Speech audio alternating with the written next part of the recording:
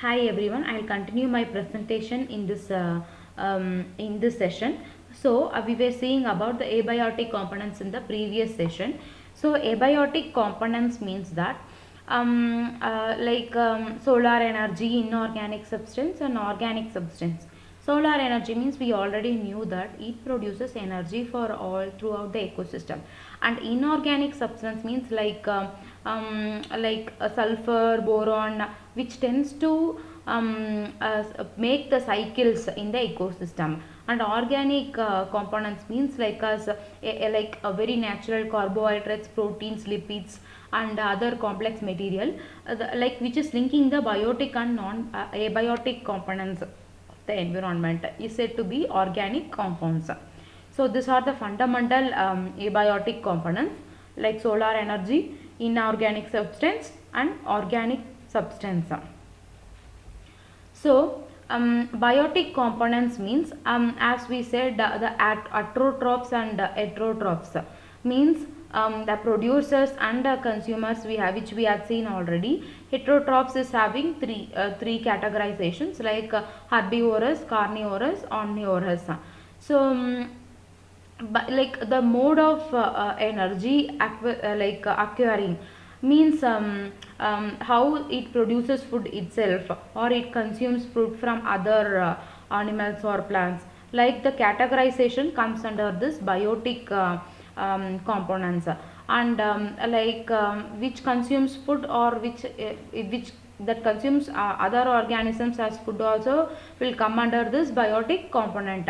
Whereas abiotic means we have seen that the things which are required, like abiotic means like boron, lipids, proteins, everything means which produces cycle in the ecosystem. Whereas biotic component means that produces food and consumes food from like other animals or plants. So here we have one schematic structure of a food chain. So and it is being represented by a trophic level. So trophic level means all the organisms that are a same number of food chain steps, like from the primary source of energy which we are taking is said as trophic level. All the organisms comes under that, right? So in the trophic level we have plants, herbivores, carnivores and top carnivores. Okay. So every energy, all the energy we are getting through the solar radiation, and the primary producers means the plants. We are just observing the heat, and it's giving to primary consumer and secondary consumer, tertiary consumer. So you can see that after the primary producers, the animals or the animals who depend upon the producers for food, everybody comes under the secondary production. So they have categorized into two types: primary producers, secondary production. So secondary production, here you can see primary consumers, secondary consumer and tertiary consumers. So a trophic level means it is the position occupied by the organisms in the food chain. So there we have actually an energy pyramid. So in that we have categorized into different levels. For example, producer. Producer is the base of the pyramid and it is the first trophic level. Primary consumer is just above the producer, means it is the second trophic level. And secondary consumer means it comes under the third category, means third trophic level. And finally tertiary consumer means it's a top trophic level. So this together only forms the trophic level. And here you can see the pyramid. Okay, the greatest energy amount of energy is found at the base of the pyramid. So here you can see this is like ocean, right? Like not ocean, it's like a plant, sorry. The greatest energy you can see in the basement, and the least energy you can see at the top, because it see from each and every organisms, this consumers, primary consumers will depend on producer for food.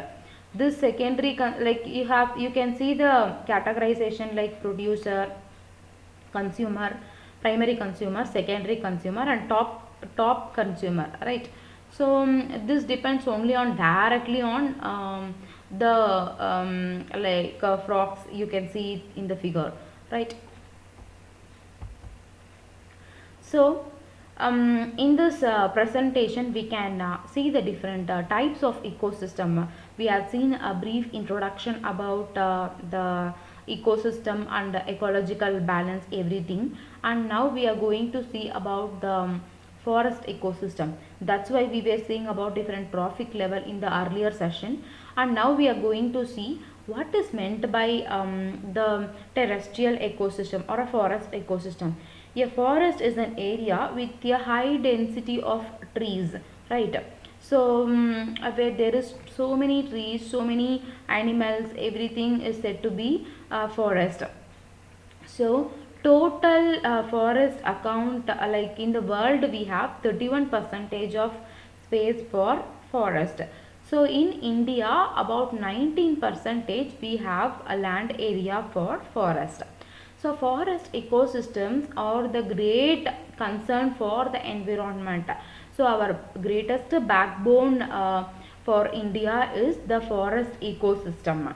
So there only you can see a very high density of trees, and like world's total land area we knew that 13,076 million hectares. So in that 31 percentage are said to be the forest area, and in India only we have 19 percentage of forest area. So why we are learning about the forest ecosystem means since it's the backbone of our nation, right? So so many cycles like how to how the energy, how animals are having food, how they are producing energy, everyone, the structure, the function, the effects, and what are the even the causes or effects, whatever they are facing, everything now we are going to see in this session. um, so we have actually different types of forest ecosystem and all, and this forest ecosystem provides us the nutrient cycling, and to maintain the biodiversity, and to provide the wild life habitat, and to regulate the stream flow, and it stores the water and reduces the floods, and prevents the soil erosion and reclaims the degraded land.